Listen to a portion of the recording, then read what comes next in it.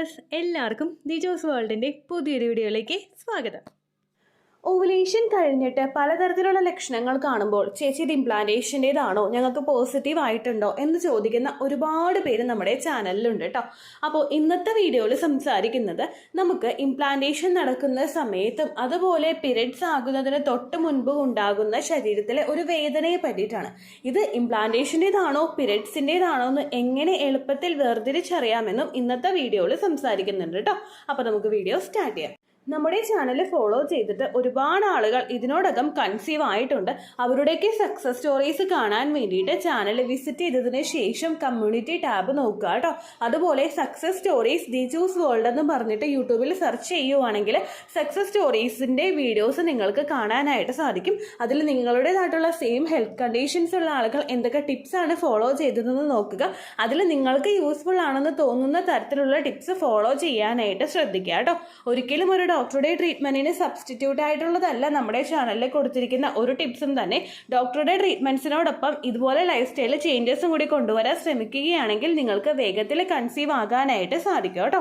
അപ്പോൾ ഇവിടെ സംസാരിക്കുന്ന ഏർലി പ്രഗ്നൻസിയും അതുപോലെ പ്രിമെൻസ്ട്രൽ സിംറ്റവുമായിട്ട് വരുന്ന ഒന്നാണ് നടുവിനുണ്ടാകുന്ന വേദനയും അതുപോലെ തുടയുടെ ഭാഗത്തുണ്ടാകുന്ന ക്രാംസും.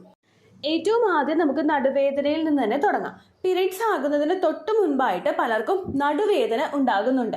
എന്തിനാണെന്ന് വെച്ച് കഴിഞ്ഞാൽ പീരിയഡ്സ് ആകുന്നതിന് തൊട്ട് മുൻപായിട്ട് യൂട്രസിൽ കോൺട്രാക്ഷൻസ് ഉണ്ടാകുന്നു. ആ എൻഡോമെട്രിയൽ ലൈനിങ്ങും അതുപോലെ ബ്ലഡും മുഴുവനായിട്ട് എക്സ്പെൽ ചെയ്യാൻ വേണ്ടിയിട്ടുള്ള ഒരു മാറ്റമായിട്ട് നമ്മുടെ ശരീരത്തിൽ യൂട്രസിലെ കോൺട്രാക്ഷൻസ് ഉണ്ടാകുമ്പോഴേക്കും അതിൻ്റെ ഭാഗമായി ചെറിയ തോതിലുള്ള ഒരു ക്രാംസ് നിങ്ങൾക്ക് ബാക്ക് സൈഡിലും ഫീൽ ചെയ്യും. ഇനി ഇംപ്ലാന്റേഷൻ നടക്കുമ്പോൾ എന്തിനാണ് ബാക്ക് പെയിൻ ഉണ്ടാകുന്നതെന്ന് ചോദിച്ചു കഴിഞ്ഞാൽ ഒരാളുടെ പ്രഗ്നൻസി ആകുന്ന സമയത്ത് എൻഡോമെട്രിയൽ ലൈനിങ്ങിൽ വന്നിട്ട് ഇംപ്ലാന്റ് ആയി തുടങ്ങുമ്പോഴേക്കും യൂട്രസ് ഒന്ന് എക്സ്പാൻഡ് ആവാനായിട്ട് തുടങ്ങുന്നു.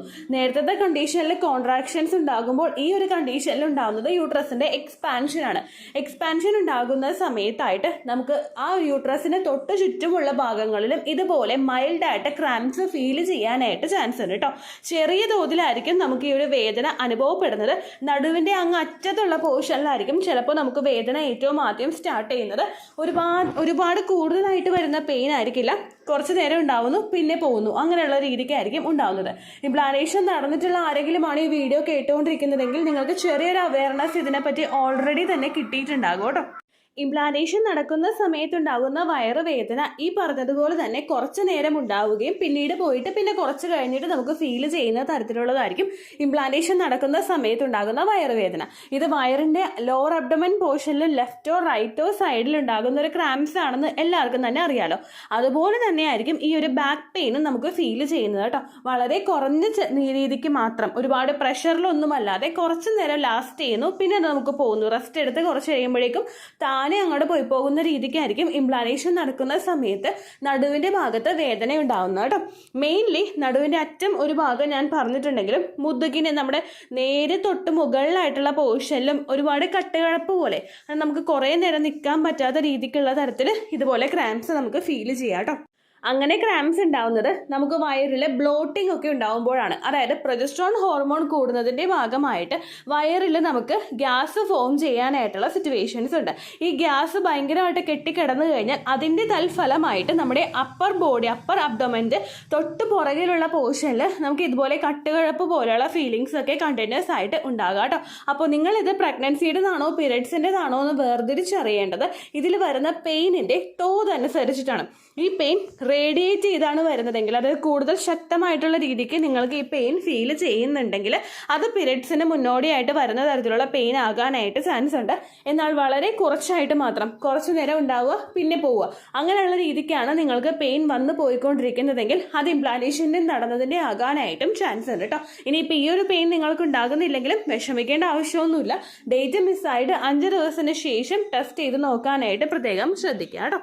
ഇനിയിപ്പോൾ ഇതിനെ കുറച്ചും കൂടി കൂടുതലായിട്ട് നമ്മൾ കൺസിഡർ ചെയ്യേണ്ടത് എപ്പോഴാണെന്ന് വെച്ച് കഴിഞ്ഞാൽ ഈ ഒരു പെയിൻ നിങ്ങൾക്ക് അതിശക്തമായിട്ട് വരുന്നു, നിങ്ങളുടെ ഡേ ടു ഡേ ലൈഫിനെ അഫക്റ്റ് ചെയ്യുന്ന രീതിക്ക് അതിശക്തമായിട്ട് ഈ ഒരു പെയിൻ നിങ്ങൾക്ക് പോകുന്നുണ്ടെങ്കിൽ അതിനർത്ഥം മറ്റുള്ള എന്തെങ്കിലും ഹെൽത്ത് കണ്ടീഷൻ നിങ്ങൾക്ക് ശരീരത്തിലുണ്ടെന്നാണ്. എൻഡോമെട്രിയോസിസ് ഉള്ളപ്പോഴോ സിവിയർ ആയിട്ട് ഫൈബ്രോയിഡ് ഉള്ള സിറ്റുവേഷൻസിലോ ഈ ഒരു പെയിൻ അതിശക്തമായിട്ട് നിങ്ങൾക്ക് ഫീൽ ചെയ്യാനായിട്ട് ചാൻസ് ഉണ്ട്. ഇത് കണ്ടിന്യൂസ് ആയിട്ട് നിങ്ങളുടെ പീരിയഡ്സ് ഉണ്ടാകുന്ന സമയത്ത് ഫുള്ളും ഈ അതിശക്തമായിട്ടുള്ള പെയിൻ നിങ്ങൾക്ക് നിങ്ങൾക്കുണ്ടെങ്കിൽ അത് പീരിയഡ്സിൻ്റെ പെയിൻ ആണ് എന്ന് വിചാരിച്ചിട്ട് നിങ്ങൾ വെയിറ്റ് ചെയ്യരുത്. അതിശക്തമായിട്ടുള്ള പെയിനൊന്നും നിങ്ങൾ സഹിക്കേണ്ട ആവശ്യമില്ല. അതുകൊണ്ട് ഡോക്ടറെ കണ്ടിട്ട് എന്താണ് ഇതിൻ്റെ റീസൺ എന്ന് കൃത്യമായിട്ട് മനസ്സിലാക്കാനും നിങ്ങൾ ശ്രദ്ധിക്കണം കേട്ടോ. രണ്ടാമതായിട്ടുണ്ടാവുന്നത് നമ്മുടെ തുടയുടെ ഭാഗത്ത് ഇന്നർ ടൈറ്റ്സിൻ്റെ ഭാഗത്തായിട്ട് ഇന്നർ തൈയുടെ ഭാഗത്തായിട്ട് നിങ്ങൾക്ക് ഉണ്ടാകുന്ന പെയിൻ. എന്തുകൊണ്ടാണ് ഇങ്ങനൊരു വേദന ഇംപ്ലാന്റേഷൻ നടക്കുന്ന സമയത്ത് ഉണ്ടാവുന്നതെന്ന് നമുക്ക് നോക്കാം. യൂട്രസ് എക്സ്പാൻഡ് ആവാനായിട്ട് തുടങ്ങുന്നതിനനുസരിച്ചിട്ട് ശരീരത്തിൽ റിലാക്സിൻ എന്ന് പറയുന്നൊരു ഹോർമോൺ പുറപ്പെടുവിപ്പിക്കുന്നുണ്ട്. ഈ റിലാക്സിൻ ഹോർമോൺ ആണ് ബോഡി സ്ട്രെച്ച് ചെയ്യാൻ വേണ്ടിയിട്ടുള്ളൊരു എഫക്റ്റ്, ഒരു സപ്പോർട്ട് ശരീരത്തിന് കൊടുക്കുന്നത്. ഇതിൻ്റെ ഭാഗമായിട്ട് ബാക്കിയുള്ള ജോയിൻസിലും അതുപോലെ കോർണറിലും ഒക്കെ നിങ്ങൾക്ക് കുറച്ച് വേദന ഇടവിട്ട് വരുന്നതായിട്ട് ഫീൽ ചെയ്യുന്നു. നമ്മുടെ ഇന്നർ തൈയുടെ പോർഷനിൽ, ഷോൾഡറിൻ്റെ പോർഷനിൽ, മുട്ടുകാലിൻ്റെ പോർഷനിൽ, അതുപോലെ കാലിൻ്റെ പാദത്തിൻ്റെ അറ്റത്തും നിങ്ങൾക്ക് ഇതുപോലുള്ള വേദനകൾ ഫീൽ ചെയ്യാം കേട്ടോ. ഇത് ഒരുപാട് നേരം ഫീൽ ചെയ്യുന്നതായിരിക്കില്ല, കുറച്ചു നേരം ഉണ്ടാകും, കുറച്ചു നേരം പോകും. അങ്ങനെ നമ്മുടെ ലോവർ അബ്ഡമിന് തൊട്ട് താഴെ സ്ഥിതി ചെയ്യുന്ന ഒരു ഭാഗമായതുകൊണ്ട് തന്നെ തൈയുടെ ഭാഗത്തായിട്ട്, നിങ്ങളുടെ തൊട ഇടുക്കിൻ്റെ ഭാഗത്തായിട്ട് നിങ്ങൾക്ക് ഈ ഒരു വേദന കുറച്ചധികം ചിലപ്പോൾ ഫീൽ ചെയ്യാം. ചില ആളുകൾക്ക് ബാക്ക് പെയിൻ ഉണ്ടാവില്ല, നേരെ മറിച്ച് ഈ ഒരു വേദനയായിരിക്കും ഉണ്ടാകുന്നത്. നേരെ കീഴ്പോട്ടേക്ക് ആ ഒരു എഫക്റ്റ് വരുമ്പോൾ അത്തരത്തിലുള്ള വേദനകളായിരിക്കും കേട്ടോ നിങ്ങൾക്ക് വരുന്നത്. പ്രഗ്നൻസിയുടെ ആദ്യത്തെ ട്രൈമസ്റ്ററിൽ ഉണ്ടാകുന്ന ഈ ഒരു വേദന നിങ്ങൾക്ക് കണ്ടിന്യൂസ് ആയിട്ടുള്ള ഭാഗങ്ങളിലും കണ്ടിന്യൂസ് ആയിട്ട് പിന്നെ തുടർച്ചയിലും ഉണ്ടാകാനായിട്ട് ചാൻസ് ഉണ്ട്. ഇംപ്ലാന്റേഷൻ നടന്നു കഴിയുന്നത് മുതൽ കുഞ്ഞ് ഗ്രോ ആയി തുടങ്ങുന്നത് കൊണ്ട് ഈ ഒരു ഡിസ്കംഫേർട്ട് ചിലപ്പോൾ പ്രഗ്നൻസിയുടെ 9 months നിങ്ങൾക്ക് ഫീൽ ചെയ്യാനായിട്ട് ചാൻസ് ഉണ്ട് കേട്ടോ. അതിശക്തമായിട്ടുള്ള വേദന വരുന്നുണ്ടെങ്കിൽ നിങ്ങൾ ഉടനെ ഡോക്ടറെ കാണണം. ചെറിയ വേദനയാണെങ്കിൽ ഒന്ന് റെസ്റ്റ് എടുക്കുക, റിലാക്സ് ആയിട്ടിരിക്കാനായിട്ടൊക്കെ ഒന്ന് പ്രത്യേകം ശ്രദ്ധിച്ചു കഴിഞ്ഞാൽ ആ വേദന കുറയാനായിട്ടും ചാൻസ് ഉണ്ട് കേട്ടോ. ഇനി എന്തുകൊണ്ടാണ് പീരിയഡ്സ് ആകുന്ന സമയത്ത് ഇതുപോലുള്ള വേദന വരുന്നതെന്ന് നോക്കാം.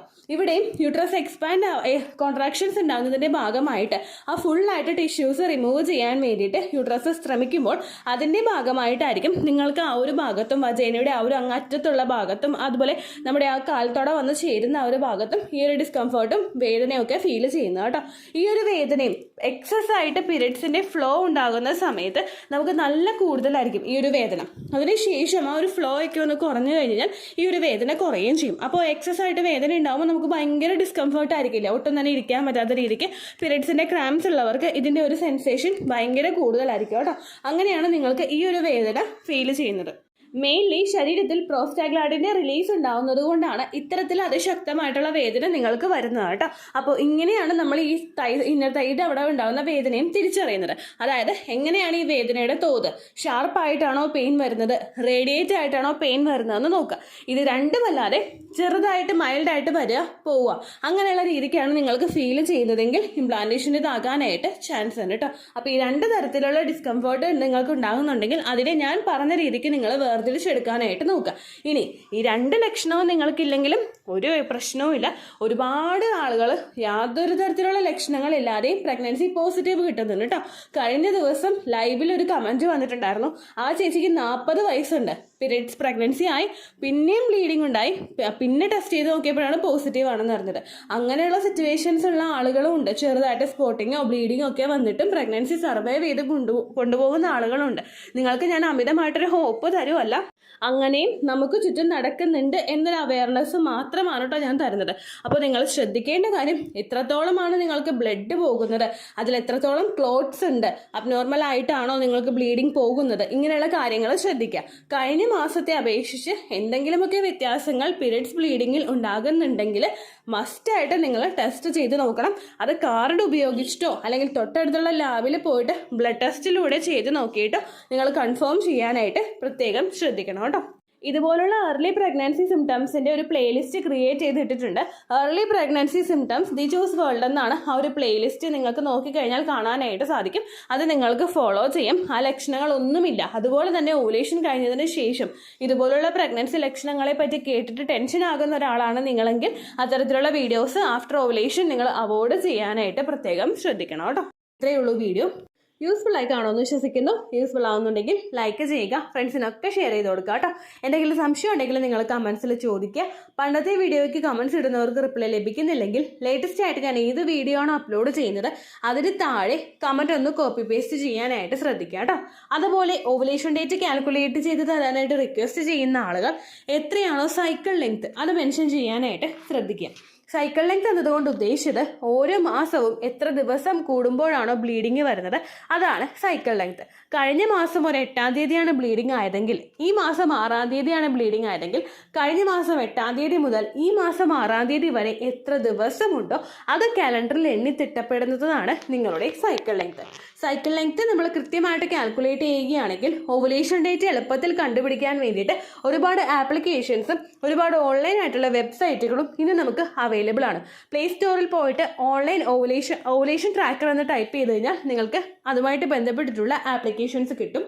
അത് പറ്റുന്നില്ല എങ്കിൽ ഗൂഗിളിൽ പോയിട്ട് ഓൺലൈൻ ഓവുലേഷൻ കാൽക്കുലേറ്റർ എന്ന് ടൈപ്പ് ചെയ്ത് കഴിഞ്ഞാൽ അതുമായിട്ട് ബന്ധപ്പെട്ടിട്ടുള്ള വെബ്സൈറ്റുകൾ നിങ്ങൾക്ക് കിട്ടും. അതിൽ നിങ്ങളുടെ ലാസ്റ്റ് മന്തിലെ മെൻസ്ട്രേഷൻ്റെ ഡേറ്റും ഒപ്പം ഞാൻ ഈ പറഞ്ഞ രീതിക്ക് നിങ്ങൾ കാൽക്കുലേറ്റ് ചെയ്യുന്ന സൈക്കിൾ ലെങ്ത്തും എൻ്റർ ചെയ്ത് കൊടുക്കുകയാണെങ്കിൽ നിങ്ങൾക്ക് കൃത്യമായിട്ട് ഓവുലേഷൻ ഡേറ്റ് കണ്ടുപിടിക്കാനായിട്ട് സാധിക്കും. ഫെർട്ടൈൽ ടൈം പീരീഡും നിങ്ങൾക്ക് കിട്ടും. അതായത് എത്ര ദിവസം മുതൽ കോൺടാക്ട് ചെയ്ത് തുടങ്ങിക്കഴിഞ്ഞാൽ നിങ്ങൾ പ്രഗ്നൻ്റ് ആകും എന്നുള്ളൊരു ഡേറ്റും നിങ്ങൾക്ക് പ്രോപ്പറായിട്ട് കിട്ടും കേട്ടോ.